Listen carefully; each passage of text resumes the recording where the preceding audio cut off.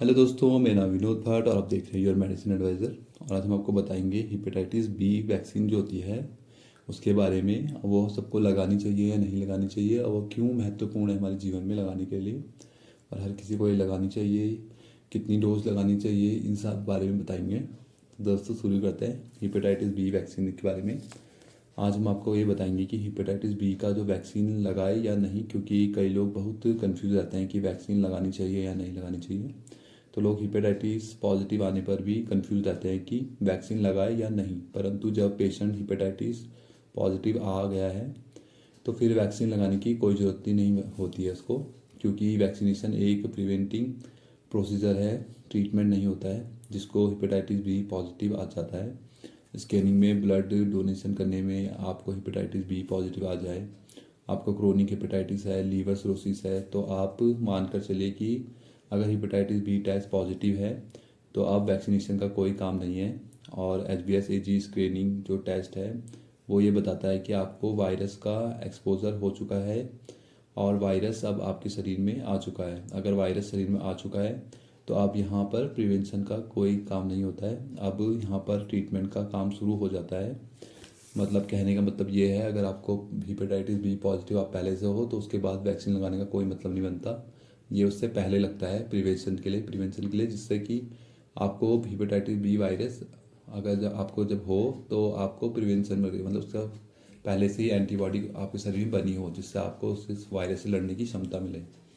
और यहाँ पर ट्रीटमेंट का काम शुरू हो जाता है। और जो बच्चों को ओरल पोलियो, BCG के टीके, DBT, जितने भी नहीं टाइफाइड के टीके लगाए जाते हैं वो प्रिवेंशन के लिए लगाए जाते हैं, और जिससे आप आने वाली बीमारी से बच सकते हैं। जैसे एग्जांपल ले लीजिए कोविड वैक्सीनेशन का, कोविड से बचने के लिए वैक्सीन प्रिवेंशन के लिए लगाई थी। और हेपेटाइटिस बी वायरस है, अगर ये शरीर में चला गया तो फिर वैक्सीनेशन का काम नहीं होता है, और यहाँ पर काम काम है ट्रीटमेंट का, उसके बाद काम ट्रीटमेंट का आता है। और अब बात आती है कि हेपेटाइटिस बी का वैक्सीनेशन किसे लगाना चाहिए। तो अगर हम इंडिया की बात करें तो यहाँ पर तो वैक्सीनेशन सबको लगाना चाहिए, क्योंकि ये डिपेंड करता है कि कौन सी कंट्री में वैक्सीनेशन कैसा होना चाहिए। जब कंट्री की गाइडलाइन अलग है और इंडिया की अलग है, क्योंकि गवर्नमेंट जो अफोर्ड कर सकती है वैक्सीन वो लगाती है, और वो सब को एक वैक्सीनेशन नहीं लगा सकती, बिकॉज ये कॉस्टली पड़ती है। तो जो गवर्नमेंट को सस्ती पड़ती है वो वैक्सीनेशन वो सबके लिए उपलब्ध करा देती है। तभी अब किसी बच्चे का जन्म होने पर सरकार द्वारा बच्चों की तुलना तुरंत हेपेटाइटिस बी वैक्सीन लगाई जाती है। लेकिन ऐसा क्यों है, इंडिया को सबको ये वैक्सीन लगा देनी चाहिए, क्योंकि इंडिया जो है वो मॉडरेट जोन में आता है, यानी यहाँ पर प्रिवेंशन है, कॉमन है जो इंडिया है। पॉपुलेशन बहुत है तो पूरी उसमें इसका प्रिवेंशन जो है वो लगभग 6 से 10% से लेकर 12% के बीच में होता है। और WHO के अनुसार जहाँ पर भी प्रिवेंशन रेट 7 to 8% के ऊपर अगर ऊपर आ जाए तो प्रिवेंशन है। डिजीज़ का ट्रांसमिशन रेट हाई होता है क्योंकि पॉपुलेशन ज़्यादा है, और क्योंकि ये डिजीज़ क्रोनिक होकर कॉम्प्लिकेशन लाइफ थ्रेटनिंग कर सकती है।